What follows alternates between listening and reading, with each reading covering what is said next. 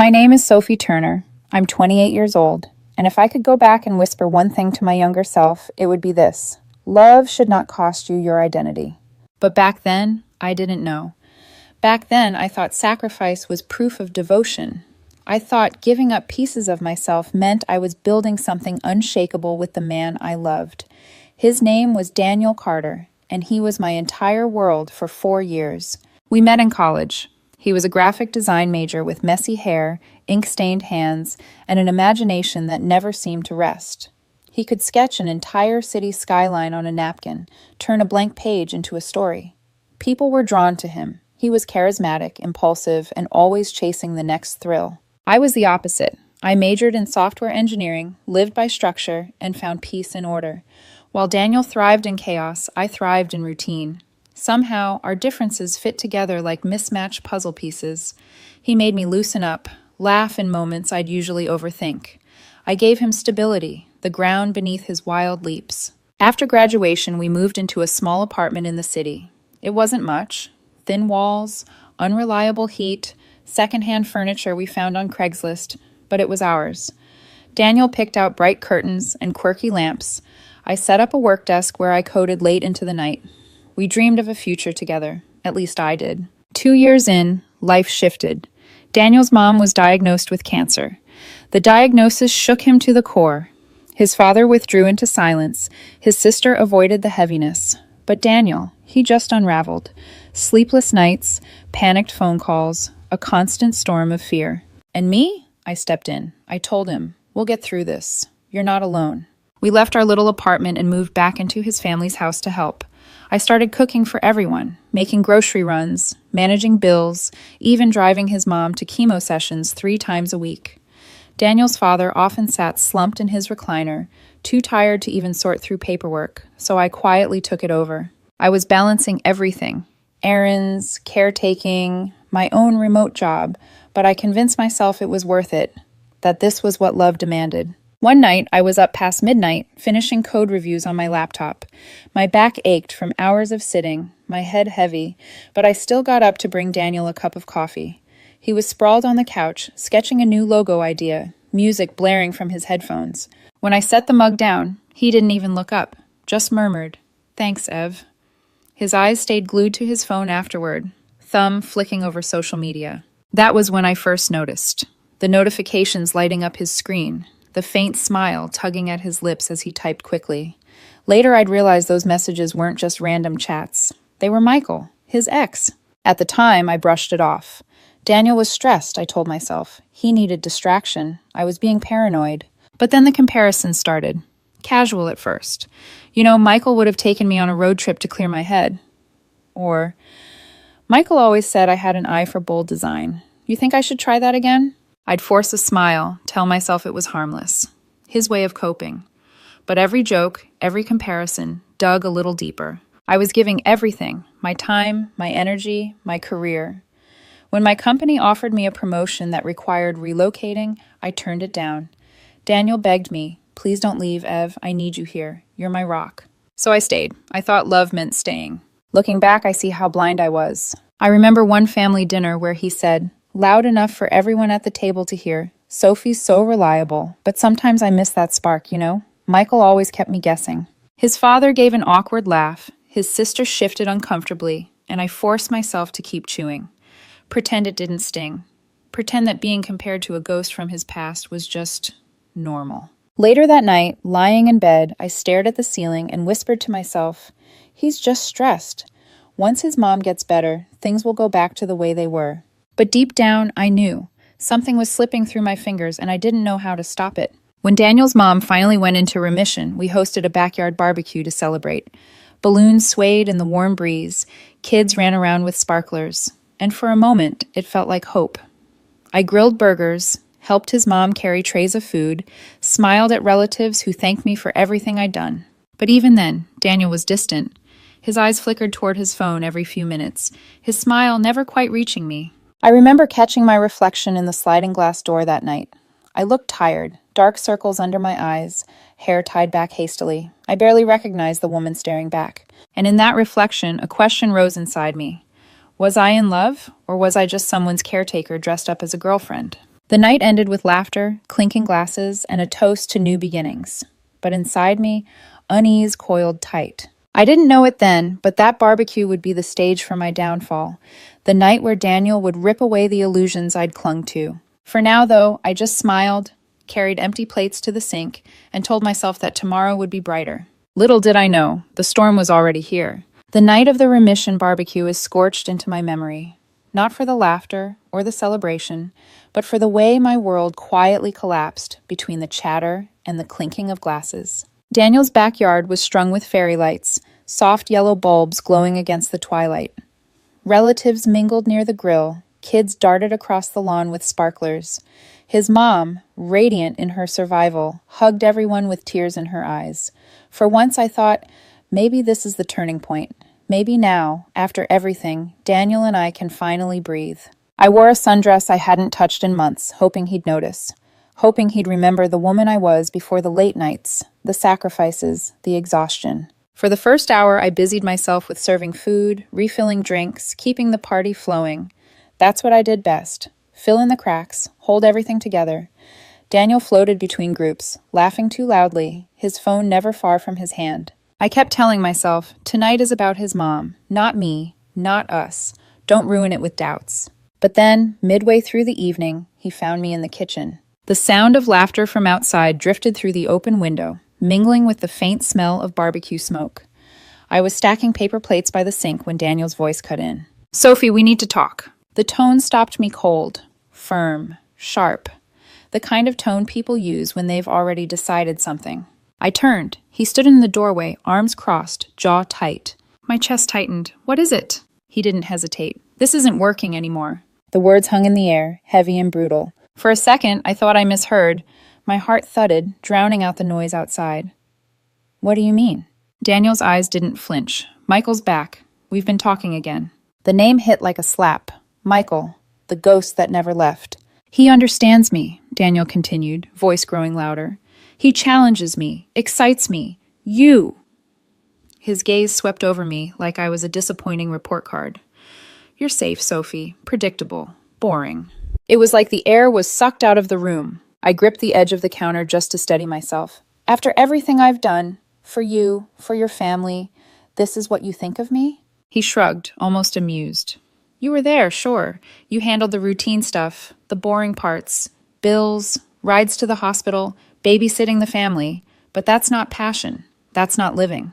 I stared at him, unable to speak. "And honestly," he added with a smirk, "I'll forget you in a week. Michael's the real deal. You were just a placeholder until something better came along." The cruelty wasn't just in the words. It was in the way he delivered them. Casual. As if 2 years of my life were disposable. As if my sacrifices were nothing more than filler in his story. And the worst part? He didn't care that people could hear. His voice wasn't hushed. It carried. I saw shadows shift in the hallway. His aunt glancing over, whispering to his cousin. His father, lingering near the doorframe, looked away, shame flickering across his face. The humiliation burned hotter than any flame outside, but something inside me, some quiet, buried strength, rose up to meet it. I forced my voice steady. "If that's how you feel, Daniel, then we're done." Just 6 words, simple, final. His smirk faltered, just for a heartbeat, as if he expected tears, begging, a scene. But I wouldn't give him that. I slipped past him, grabbed my jacket draped over a chair, and walked toward the back door. The conversations outside stilled for a moment as I stepped into view, eyes turning toward me, curious, pitying. I didn't meet their gazes. I just nodded politely to his mother, whose smile faltered as she sensed something had gone wrong, and kept walking. No yelling, no slamming doors, just quiet dignity. The night air was cool, the grass crunching beneath my shoes as I crossed the lawn. Behind me, I could feel the whispers start again, but I didn't turn around. I reached my car, slid into the driver's seat, and sat there for a moment, my hands gripping the steering wheel, so tightly my knuckles whitened. Tears threatened, but I swallowed them down. Not here, not tonight. With one steady breath, I started the engine and drove away. Back at my apartment, I packed what I needed. Essentials only. Clothes, laptop, a few personal items. Every fold of fabric into the suitcase felt surreal, like I was watching someone else's life unravel. On the nightstand sat a photo of us from our first apartment, Daniel kissing my cheek, me laughing with eyes closed. I stared at it for a long time before slipping it face down into the drawer. That night, I blocked his number, blocked him on every social platform. I deleted old messages, photos, even contacts tied to him. By morning, I had already emailed my company, telling them I was ready to accept the relocation promotion, the one I'd turned down for Daniel. I didn't leave a note. I didn't leave an explanation. He wanted to forget me in a week? Fine, I'd make it easy. The silence of that first morning was deafening. No buzzing phone, no half-hearted, thanks, Ev, no heavy weight of someone else's needs pulling me in every direction. It should have felt freeing, but all I felt was emptiness, a hollow where love used to live. Still, beneath the ache, a flicker of something else stirred. Resolve. If he wanted excitement, chaos, manipulation, that was his choice. I chose myself. Driving toward my new city a few days later, I watched the familiar landscape blur past, the gas stations where we used to stop, the highway signs I'd memorized after countless trips to his mom's appointments. With every mile, the memories thinned, replaced by something steadier. I wasn't sure what awaited me, but I knew one thing for certain. I would never again mistake being someone's rock for being their stepping stone. And someday, I thought, he'd regret the way he threw me away. But I wouldn't be there to see it. The first weeks in the new city felt like wandering through fog. My promotion had placed me in a sleek office overlooking bustling streets, but most days I barely noticed the view. I would sit at my desk, hands on the keyboard, and the memory of Daniel's smirk, his words, "I'll forget you in a week," would echo like a cruel mantra. It was strange. He had been my whole world, yet in the silence of my new apartment, I realized how little of myself I had left. My hobbies, my friendships, even my ambitions had been buried beneath caretaking and compromise. And now, in the absence of his chaos, I didn't know who I was. That's when I started therapy. The first session was awkward. I sat stiffly on the couch across from a woman named Dr. Malik, unsure what to say. But eventually, the words spilled out. The sacrifices, the comparisons to Michael, the public humiliation, the quiet exit I'd staged. She listened carefully, then said something that struck me like lightning. "Sophie, you weren't loved. You were used. There's a difference."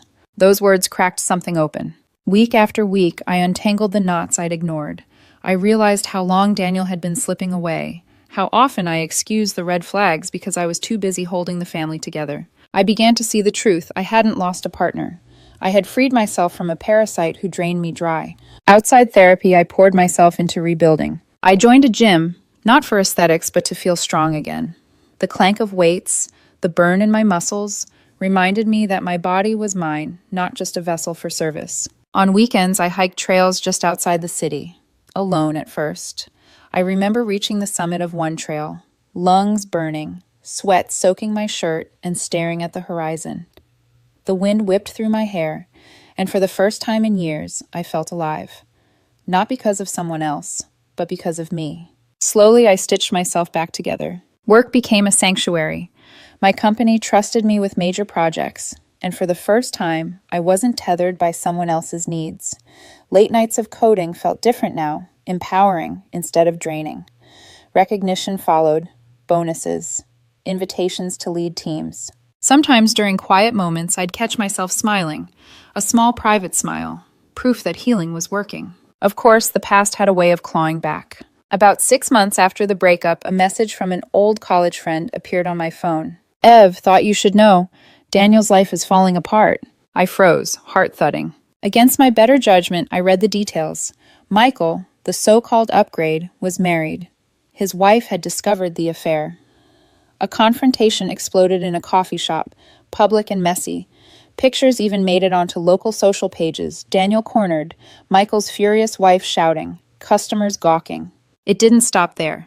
Michael had a history of affairs, and Daniel wasn't the only one. His reputation crumbled. He lost clients, lost friends, and when Michael vanished, Daniel was left with the wreckage. I sat on my couch, phone in hand, reading those words again and again. Months earlier, I would have felt vindicated, maybe even gloated, but now, I just felt nothing. Maybe a flicker of sadness. Not for him, but for the girl I used to be. The girl who thought sacrificing everything for Daniel would mean something. But karma has its own rhythm. It didn't need my applause. That didn't stop the stories from trickling in. His freelance career dried up. Clients whispered words like unprofessional and homewrecker.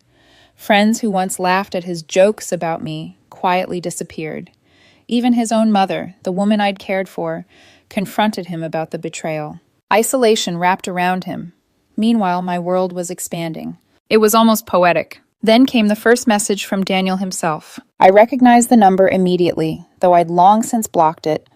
He must have used another phone. Sophie, I miss you. Michael was a huge mistake. Can we talk? I stared at it for a long time, waiting for my pulse to quicken, my hands to shake, but there was only silence inside me. Delete. 2 days later. Please, Ev, remember the good times? You were always there for me. Delete. Voicemails followed.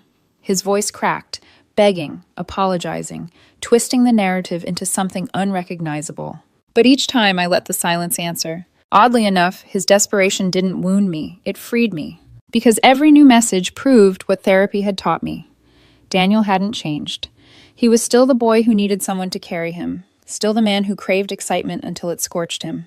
And I was no longer that girl willing to burn for him. In the stillness of my new life, I found a mantra forming. Silence is strength. I didn't need to scream my worth at someone who chose not to see it. I didn't need revenge or confrontation. My life, my peace, was the proof. One evening, after a long day of work, I sat on my balcony with a glass of wine, watching the sunset streak the sky in hues of orange and violet.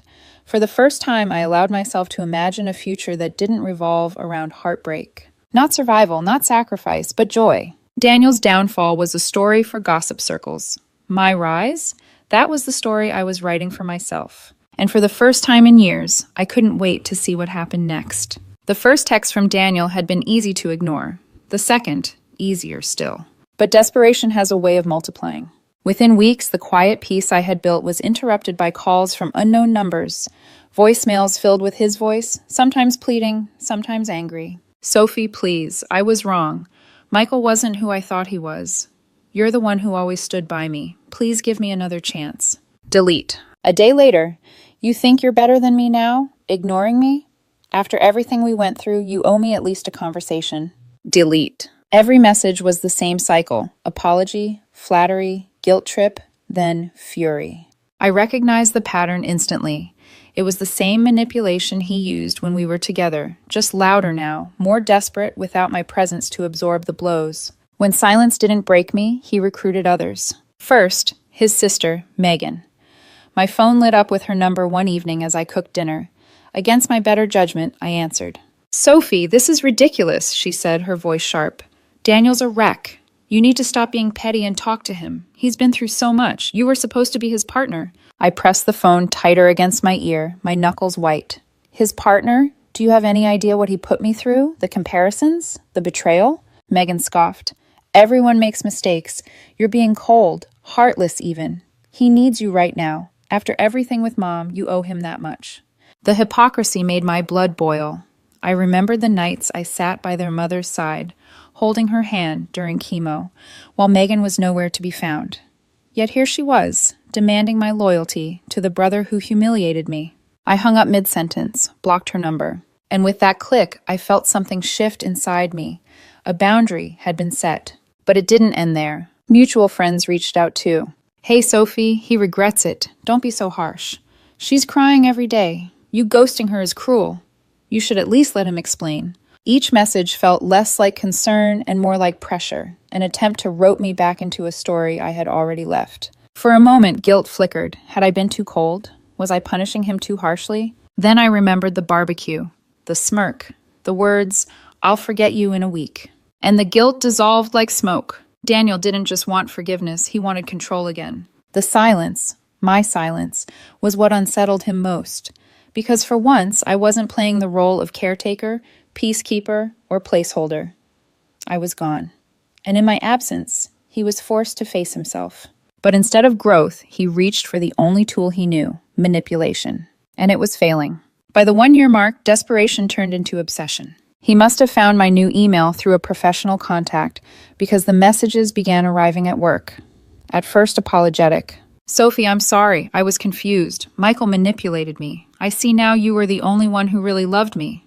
Can we start fresh? Then, when I ignored him, how dare you ghost me like this? You think you're better than me because you got a promotion? You're pathetic for running away instead of fighting for us. Each message revealed more of his unraveling. And with each one, I felt less anger and more clarity. Because the truth was undeniable. Daniel hadn't changed. He wasn't seeking love. He was seeking rescue. And I was no longer the woman willing to throw herself into a burning building just to pull him out. The final straw came when his father reached out. I hadn't spoken to him in over a year. One evening, I saw the message notification, his name lighting up my screen. For a moment, my stomach twisted. Then I read it. Sophie, I know it's not my place, but Daniel is in a bad way. He's lost nearly everything. Please, if you could just talk to him, it might help. I sat with that message for a long time. This was the man whose paperwork I organized, whose house I kept running, whose wife I drove to appointments while he collapsed under the weight of fear. And now he was asking me to fix his son again. I almost laughed, because even he couldn't see it. The pattern that had ensnared all of them. Sophie the fixer. Sophie the one who kept the machine running. Sophie who bled herself dry to keep everyone else afloat. But that Sophie was gone. I deleted the message. That night I journaled, a habit Dr. Malik had encouraged. I wrote, "This is not cruelty. This is survival. I owe nothing to the man who discarded me. I owe everything to the woman I am becoming." Reading those words back, I felt tears prick my eyes, not from sadness, but from release. Because for the first time I believed them. Still, one thought lingered at the edge of my mind. A wedding was approaching. An old mutual friends, the kind of event where Daniel and I would inevitably cross paths. Part of me wanted to skip it, avoid the confrontation, but another part, the stronger part, knew I had to go. Not for him, not to prove anything, but to stand in the same space, look him in the eye, and know that his words no longer had power over me. In the weeks leading up to the wedding, I prepared myself the way you prepare for battle. Therapy sessions, journaling. Quiet affirmations whispered to my reflection in the mirror.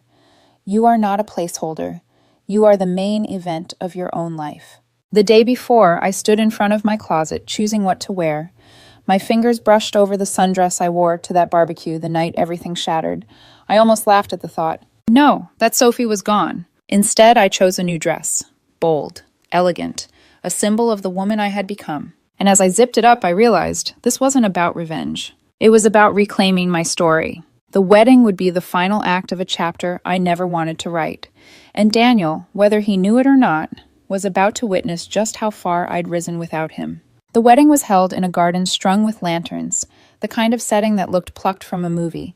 Glittering lights, soft music floating in the air, laughter weaving through rows of white chairs. I arrived with Claire Bennett, the woman who had become my partner in ways Daniel never could. We met on a hiking trail months earlier, both of us pausing at the summit to catch our breath. She'd cracked a joke about mountain air tasting like freedom, and I'd laughed harder than I had in years. Since then, she'd become part of my world, a gentle, steady presence who never made me question my worth. With Claire's hand in mine, I walked into that wedding, knowing I wasn't stepping back into the past. I was showing up as someone new.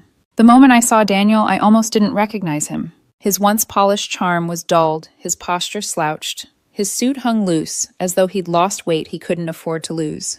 His eyes darted nervously around the crowd until they landed on me. And then, as though pulled by gravity, he crossed the lawn. "Sophie," he said, breathless, like the sound of my name might anchor him. I stood taller. "Daniel." His eyes flicked to Claire, then back to me. There was a tremor in his voice. "Please, just hear me out. I made a mistake. Michael ruined everything, and I was stupid enough to follow him. I see it now. You were the one. You were always the one." The desperation clung to every syllable, thick and suffocating. For a fleeting moment, I remembered the boy I once loved, the laughter, the spark, the promises whispered in the dark. But the memory no longer hurt. It was just that, a memory. "I was confused," Daniel continued, eyes glassy. "You have to understand. I thought I wanted excitement, but it was chaos. Toxic. You were the only person who ever stood by me. I'm begging you, please, give me another chance." Behind him, music played softly. Guests chatted, sipping champagne, their conversations muted by the tension in our small circle. I glanced at Claire, who gave me a quiet nod, a silent reminder that I didn't owe Daniel anything. Not my anger, not my forgiveness, not even my attention. Still I spoke, calm, clear. "Do you remember what you said to me that night in the kitchen? At your mom's party?" Daniel's lips parted, his face paling. "You said you'd forget me in a week. my voice was steady, not cruel, but final. Looks like it took you a lot longer. His expression crumbled, shame flooding his features. He reached for me, but I stepped back, creating space he could no longer cross. I'm not your placeholder, Daniel. I never was, and I'm done being the woman you turn to only when your world falls apart. The words landed like a verdict. Around us, a few heads turned. The whispers began. This time, I didn't feel humiliation. I felt release. Daniel stammered, "But Sophie, I raised a hand, silencing him. You wanted passion, you wanted risk, and you got it. That's your story to live with. Mine has moved on." I glanced toward Claire, who smiled softly, grounding me in a way Daniel never could. For a heartbeat, silence hung between us, heavy as stone. Then Daniel's tears welled, spilling down his face as he muttered, "You'll regret this. One day, you'll realize you made a mistake walking away." I almost pitied him. Almost. But pity was just another form of attachment, and I had none left to give. So I smiled, a small, genuine smile, and said, "No, Daniel, the only mistake would be letting you back in." I turned, slipping my hand into Claire's, and walked away. The crowd parted as we moved through, murmurs following in our wake. Daniel stood frozen behind me, humiliated not by my cruelty, but by my indifference. It was poetic, really. The same way he once dismissed me publicly, now he stood in the open, stripped of dignity, his downfall witnessed by the same kind of crowd that once laughed at his jokes at my expense. But this time I didn't leave in shame, I left in triumph. Later that evening, under the twinkle of lanterns, Claire and I danced. She leaned close, whispering, "You handled that with more grace than anyone else could have." I rested my head on her shoulder, the music carrying us in gentle circles. For the first time in years, I felt light.